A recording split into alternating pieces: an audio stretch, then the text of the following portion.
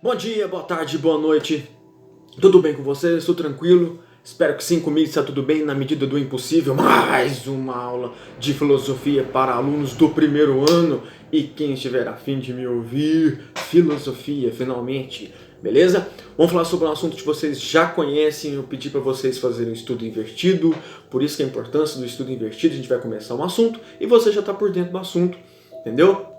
Muita coisa que eu falar aqui não vai ser novidade, porque você já conhece, você já fez atividade. Espero que você esteja fazendo as atividades, porque é muito importante para fixar o assunto e para você seguir seu caminho para o segundo ano e para a vida enquanto sociedade, enquanto cidadão. Sobre o que a gente vai falar hoje?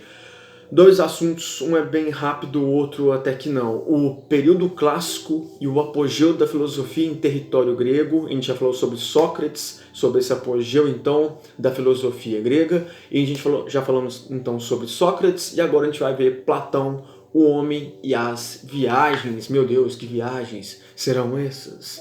Então, uma introdução bem rápida aqui do período clássico e o apogeu da filosofia em território grego e vamos focar em Platão, um pensador super importante para a filosofia contemporânea, ocidental, oriental, transcendental, universal, que seja.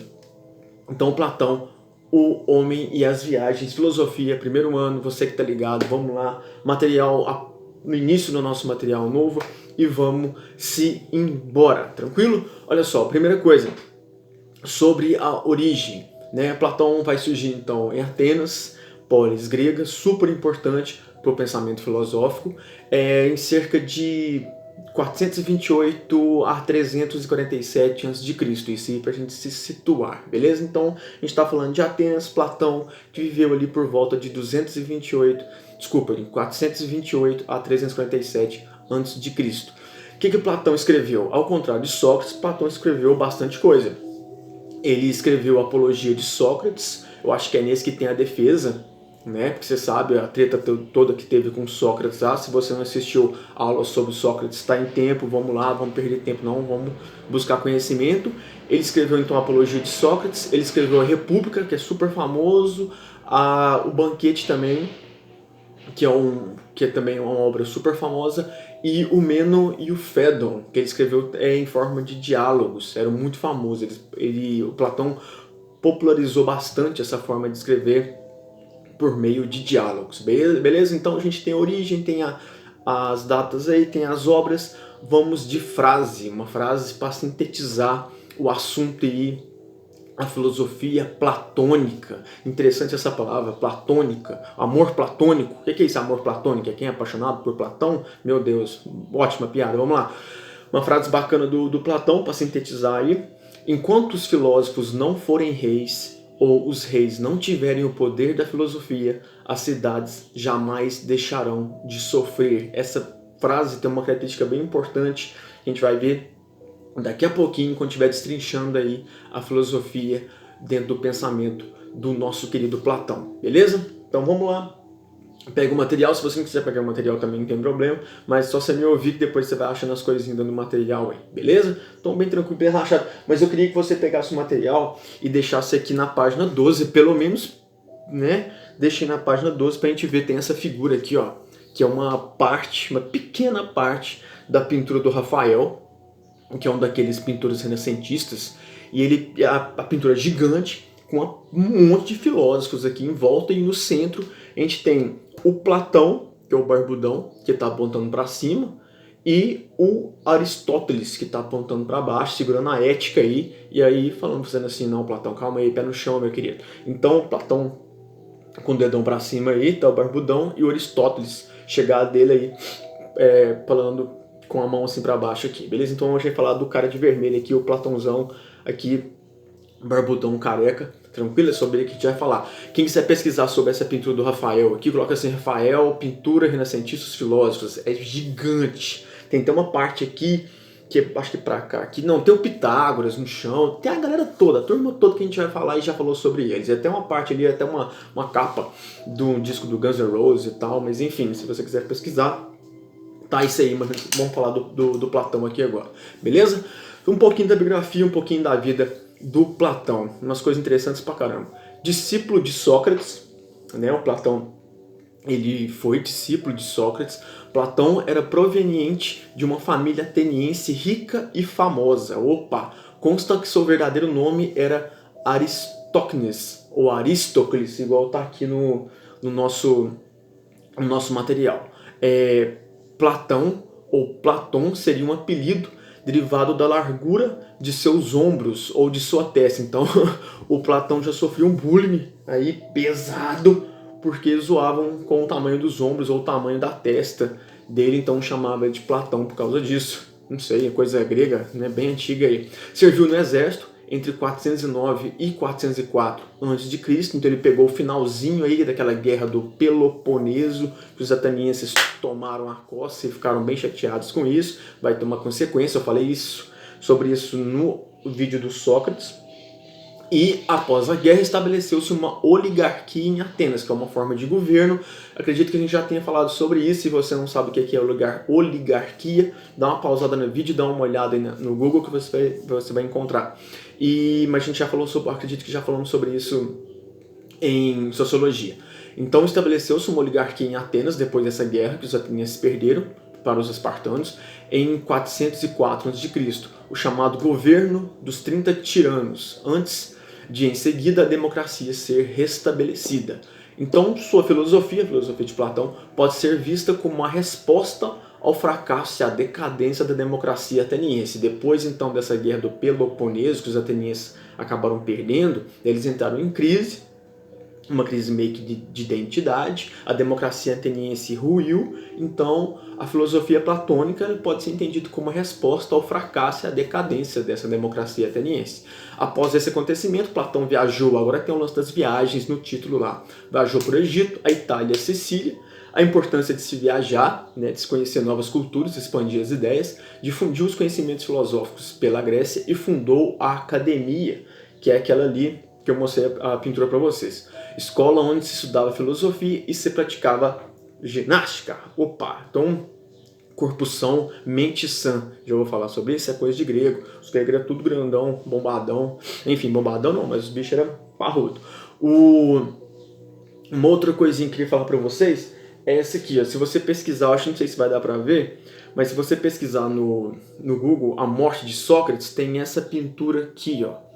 Beleza? E o Platão, acredito que seja esse aqui que tá bem tristonho, sentadinho e de costas pro Sócrates. Né? Tem um Sócrates metendo louco aí com o dedo pra cima e esbravejando alguma coisa, indo tomar o veneno. Vocês sabem da história, quem assistiu o vídeo sabe da história. E o Platão tá super contrariado por ser um dos principais discípulos do Sócrates. Ele tá muito chateado, sentado assim, triste, cabisbaixo, nesse momento aí da vida do Sócrates, beleza? Beleza, todo mundo tranquilo, vamos nos adentrar a esse mundo da filosofia platônica. Vamos agora? Então vamos, apertem os cintos. A filosofia de Platão. Começar com uma perguntinha aqui. Como o ser humano obtém pela primeira vez o conhecimento e como pode identificá-lo se não sabemos o que é? Já chegou com a pergunta aí com os dois pés no peito da galera. Então, como o ser humano obtém o conhecimento pela primeira vez e como que ele identifica que isso é conhecimento? Essa dúvida é bem importante da filosofia até hoje. E o Platão aborda essa questão por meio do dualismo. Segundo ele, existem dois mundos, beleza? Característica principal aí na filosofia do Platão, assim como o mito da caverna que a gente vai ver daqui a pouquinho. Então, dualismo, coloca aí, se a gente estiver montando um mapa mental, coloca Platão, dualismo, basicaço, super importante, vai aparecer na prova com certeza. O mundo das formas, dualismo, então...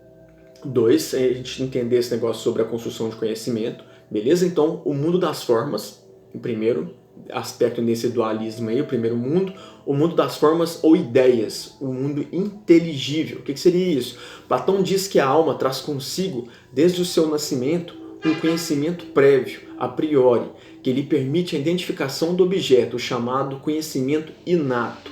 Tais conhecimentos são as ideias ou formas que residem no mundo inteligível, fora do tempo e do espaço. Os objetos do mundo comum organizam suas estruturas conforme essas ideias ou formas primordiais, mas não são capazes de revelá-las em sua plenitude, sendo apenas imitações imperfeitas. Então, essas são as características do mundo das formas ou ideias, o mundo inteligível dentro do pensamento do dualismo da filosofia platônica, beleza? O outro mundo, né, dualismo 2, o outro então é o mundo concreto e sensível, sensibilidade, sentidos. Trata-se de um mundo acessível pelos sentidos ou material. É o mundo que conhecemos pelo olfato, paladar, audição, visão e tato. A opinião fundamentada nas sensações tem uma falsa consciência de si mesma, julgando-se correta. Esse mundo em Platão é um engano, é um falseamento. Beleza? Então essa é a ideia do dualismo, essa ideia de conhecimento inato também que o Platão cita, mano, nessa época, muito tempo atrás, antes de Cristo, ele vai servir de pano de fundo, de estudo para outras correntes filosóficas que você vai ver no segundo ano, que o pessoal do segundo ano tá vendo, beleza? Que é o embate ali do empirismo com o racionalismo, mas deixa isso para lá, vamos ver e deixar isso para o ano que vem, beleza? Que eu tô esperando vocês lá no ano que vem. E essa questão do mundo das formas, o dualismo dentro da filosofia platônica, o mundo das formas ou ideias e o mundo concreto e sensível é abordado também naquele filme Matrix, o primeirão, tá? Se você tiver com tempo aí, é um filme muito da hora, um filme muito viajado, tem umas cenas de ação e tal, mas a filosofia, não, o que está contido filosoficamente no filme é muito interessante. Dá uma olhada, vocês vão lembrar isso aí, tá? Esse lance do dualismo das ideias da filosofia platônica aí, do mundo das formas e o mundo concreto e sensível, beleza? Continuando aqui, ó. Segundo Platão, atingir o conhecimento implica converter o sensível ao inteligível, ou seja, despertar, reviver e relembrar esse conhecimento esquecido. Dessa forma, a alma se liberta das aparências para se abrir ao conhecimento das ideias verdadeiras. Olha só o que ele vai falar agora. Presta atenção. Pode ir? Vamos lá. Para isso, Platão recorre à dialética, essencialmente dialógica. Beleza, esquenta com isso não. É por isso que escreveu em forma de diálogo, gênero que consagrou. Em seus livros não há a exposição sistemática de uma filosofia, mas conversas entre Sócrates e seus amigos sobre justiça, amor, virtude, etc. Para Platão, o diálogo é a melhor maneira de buscar a verdade e o único meio de chegarmos ao consenso, estabelecendo o que se diz e por que se diz. Diálogo. Tá? Ele popularizou essa forma de escrita nos seus livros, nas conversas com Sócrates, em temas difíceis como justiça, amor, virtude, vários outros temas. Então ele estabelece essa importância do diálogo. Beleza?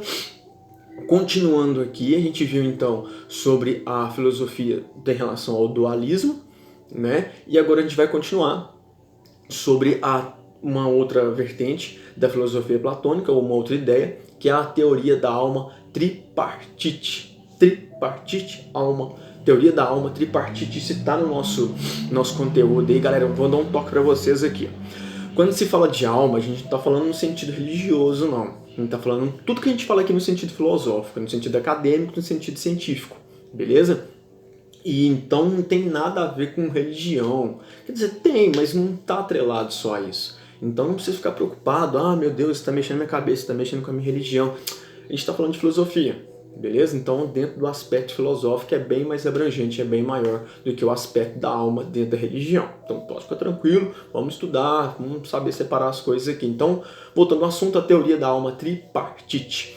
Então, em A República, que é um livro do Platão, e em A República e em outro diálogo bastante conhecido, o Fédon, Platão discute sua compreensão da racionalidade da alma. De acordo com ele, a alma pode ser dividida em 3 partes: razão, espírito e apetite. Então, teoria da alma tripartite. Então, a alma é constituída de razão, espírito e apetite. Vamos entender isso aí. Primeiro, razão.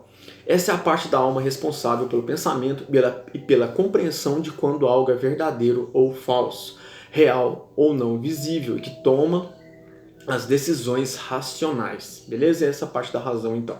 O segundo momento aqui, o espírito. Essa é a parte da alma responsável por todos os desejos e a que quer a vitória e a honra. Se o indivíduo tem a alma justa, o espírito reforça a razão e então a razão lidera.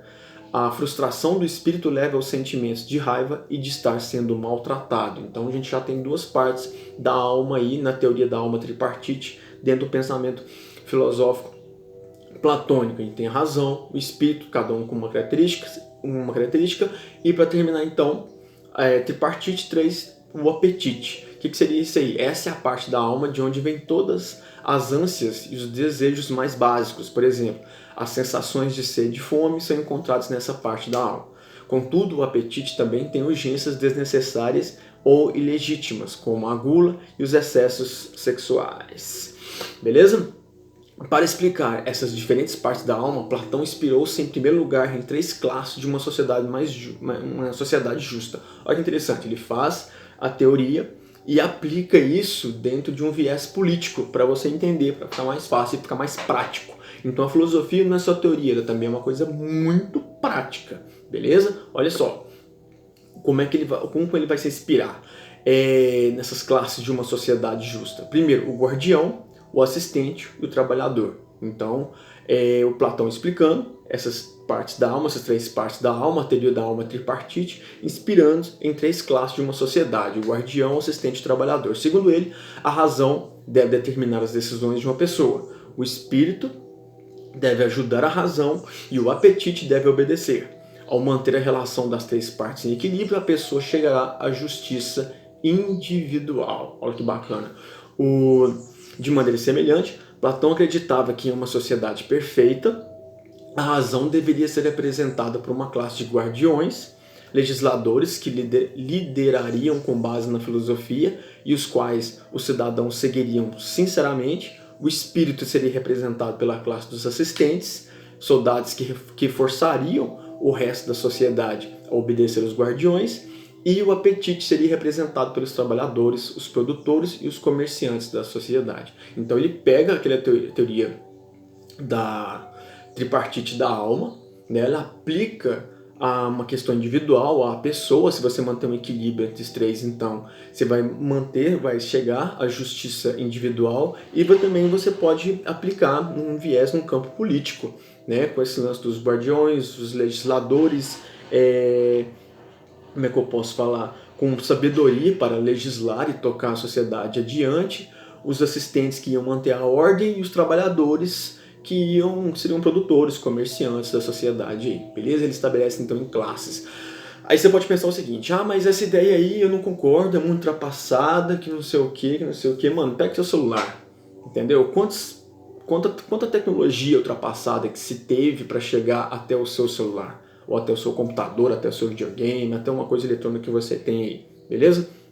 Então é isso, pra gente ter uma teoria que permanece em evidência, existiam várias outras teorias que já caíram por terra e etc. Não vou entrar nesse assunto agora não, é basicamente isso aí.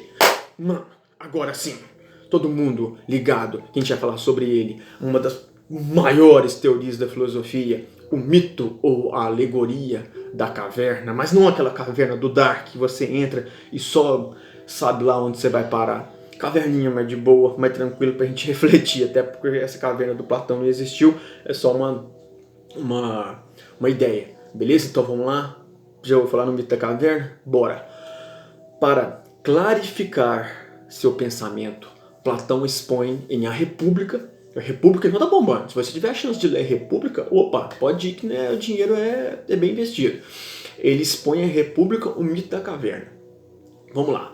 A alegoria começa com algumas pessoas no interior de uma caverna. Vamos lá, fecha o olho. Momento bem bacana pra gente refletir. Aliás, fecha o olho, não. Vamos prestar atenção no mim aqui, olha só. A alegoria começa com algumas pessoas no interior de uma caverna, acorrentadas no pescoço e nos pés desde a infância. Pessoas numa caverna acorrentadas pelo pescoço e pelos pés desde a infância. Vamos lá. Elas não conseguem ver a saída da caverna, apenas sombras de figuras humanas que estão do lado de fora, projetadas por uma fogueira, de maneira que ficam gigantes e estranhas. Como essas pessoas vivem na caverna desde que nasceram, acham que as sombras são as únicas. Acham que as sombras são a única coisa que existe. Nada sabem sobre a luz, sobre a fogueira ou sobre o que há fora da caverna. Como se fosse um cinema dentro da caverna, o pessoal fica vendo umas figuras distorcidas, eles não podem se mexer, a única noção de mundo que eles têm são aquelas figuras lá distorcidas, aquelas sombras distorcidas que eles estão vendo, beleza? Eles não podem sair de lá, aquela coisa toda, tá? Não tem conhecimento de nada só dessas figuras aí. Porém, em determinado momento, um habitante da caverna se livra das correntes Nesse instante, começa a indagar de onde vêm as sombras e assim sai da caverna. A luz do sol, de início, ofusca os seus olhos e o assusta. Em seguida, seus olhos se adequam à luz e ele vê um mundo colorido e bonito e percebe que as sombras da caverna são apenas imitação barata do verdadeiro mundo. Feliz, o homem, lamentando a sorte de seus companheiros presos, volta à caverna e conta o que viu. Os habitantes da caverna não acreditam nele, dizem que tudo que existe são as sombras e por fim o matam. Então um feliz e infeliz, ele consegue sair da caverna, ele consegue ver o mundo lá fora. Ele traz um mundo colorido, bonito, cheio de luz e tal, aquela loucura toda. E ele volta para contar pra galera que tá lá dentro, o pessoal não acredita, o pessoal bitoladão e quebra na porrada, tá? Essa é a história resumida, a história não, é o mito da caverna, a alegoria da caverna bem resumido. Tem ele dentro da República, tem ele em outros sites, em outras fontes, talvez você entenda melhor, mas essa é a forma mais resumida, tá? Tem uma moral, tem uma explicação, tem um porquê disso aí que eu vou falar pra vocês daqui a pouquinho. Olha só, a caverna é uma alegoria ao modo que os homens permanecem antes da filosofia, tal como sua subida ao mundo superior. O homem comum, prisioneiro de hábitos, preconceitos, costumes e práticas que adquiriu desde a infância, é um homem que está na caverna e só consegue enxergar as coisas de maneira parcial, limitada, incompleta e distorcida, como sombras. Na caverna, só veriam as sombras, ou seja, estariam presos nas correntes da ignorância, não entendendo o mundo em que vivem. Olha só que bacana isso. A caverna representa, portanto, o domínio da opinião. A partir da filosofia, o homem buscaria compreender o mundo, se libertaria das correntes e sairia da escuridão da caverna, tomando contato com a luz do sol, que é a representação da verdade do mundo das ideias, beleza? Então é explicando aí aquele lance do dualismo, é explicando a importância da filosofia, a importância de você sair e buscar verdades, não só dentro da sua caverna. Você pode interpretar isso de variadas formas, contanto que seja bacana você interpretar de forma positiva, assim como eu acabei de passar para vocês aqui, beleza? Então é aquela ideia de conhecimento te liberta, tá? Dentro da filosofia platônica. Enfim, vou dar mais interpretação, não, porque senão posso levar vocês ao erro e eu posso levar vocês não ao erro, mas interpretar com a minha cabeça, não com a cabeça de vocês. O importante é vocês interpretar com a cabeça de vocês. Tá dando certo ou dando errado, depois a gente vê isso aí. Não com a minha, não vou impor minha opinião sobre isso não, mas é basicamente isso. Beleza? O homem comum é prisioneiro na caverna e depois ele se libertando da caverna, ele consegue então encontrar a luz do conhecimento dentro da filosofia, principalmente Platão puxou pro lado dele aí, beleza? Vamos continuar. Tem um comentário que eu vou fazer para vocês agora, que é de suma importância, não está no nosso material, mas complementa, super importante. Eu tirei isso de um site, um texto bacana pra caramba, e eu li o texto todinho para vocês, para tirar esse comentário aqui, que é super interessante, ó, presta atenção. O mito da caverna mantém-se muito atual, mano, uma teoria de antes de Cristo. Volta no origem do início do vídeo e vê quando Platão viveu. Então o mito da caverna mantém-se muito atual. Fazendo uma analogia bem contemporânea, podes associá-lo ao universo digital das redes sociais, internet, do qual praticamente todos estão inseridos. Os usuários, encantados com tantas possibilidades que esses dispositivos propõem para suas vidas, podem ficar presos a esta realidade virtual como se fosse a única realidade que há, passando a viver em uma escuridão como se estivesse dentro de uma caverna. E inseridos nas redes sociais, preferem permanecer alheios ao pensamento crítico, seja por preguiça ou falta de interesse, e aceitar as ideias e conceitos que são impostos por um grupo dominante, por exemplo, de influenciadores digitais, blogueiros, artistas midiáticos e por aí vai, beleza? Então, muito interessante essa analogia, né? Comparando a caverna, que a gente falou sobre a alegoria da caverna do Platão aí, à internet. Tem gente que está muito preso, bitolado na internet, o que é falado na internet, e ele acaba não até preferindo aquele mundo virtual ao mundo real, entendeu? Então, enfim, e acreditando em influenciadores, blogueiros, artistas midiáticos e por aí vai. Então, fazendo essa comparação para vocês entenderem melhor, beleza? Bacana pra caramba essa reflexão aí.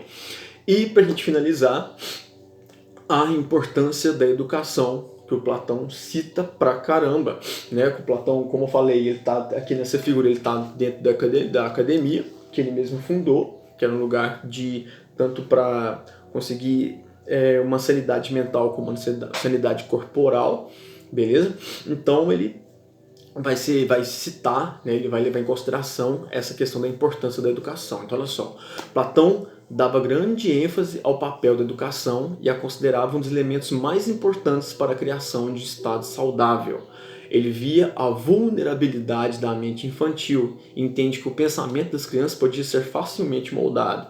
Acreditava que desde cedo lhes devia ser ensinado a sempre buscar a sabedoria e a viver de maneira virtuosa. Para ele, Platão no caso, que achava o povo ateniense corrupto, facilmente seduzível e crédulo na retórica, a educação era essencial para formar uma sociedade justa. Beleza? Então, finalzinho, a educação era essencial para formar uma sociedade justa. De novo, a educação é essencial para formar uma sociedade justa. Não sou eu que estou falando, Platão que está falando. Beleza? Ao tempo que ele viveu, que ele morreu e ele está vivo até hoje aqui na nossa aula. Beleza? Muito importante a gente refletir sobre isso, sobre esse lance da educação. Tranquilo? E o papel dela na nossa sociedade, principalmente sociedades de povos corruptos, porque tem um país aí que eu acho que vocês conhecem que é bem... tem esse probleminha, né? A gente tem a característica de pegar a educação e jogar ela lá para baixo, tá? Jogar ela para escanteio. Um país que não investe em educação, que deixa a educação em segundo, terceiro, quarto, quinto, sexto plano, é um país de um povo complicado, né? Para não usar nenhuma outra palavra. Então é isso, pessoal. Espero que vocês tenham entendido. Tem muita coisa sobre o Platão na internet, tem muita coisa sobre o Platão na biblioteca, em outras fontes. Espero que vocês busquem conhecimento. Nas próximas aulas a gente vai ver atividade, acredito eu. E é isso. Tudo de bom para vocês. Muita força. Vamos continuar firme. Vamos buscar conhecimento, buscar sabedoria e tentar manter a sanidade, no mínimo aí, a saúde mental, corporal, né, utilizando a filosofia do Platão aí pra gente sair desse momento que a gente está vivendo, beleza? Então, muito obrigado e até a próxima. Valeu!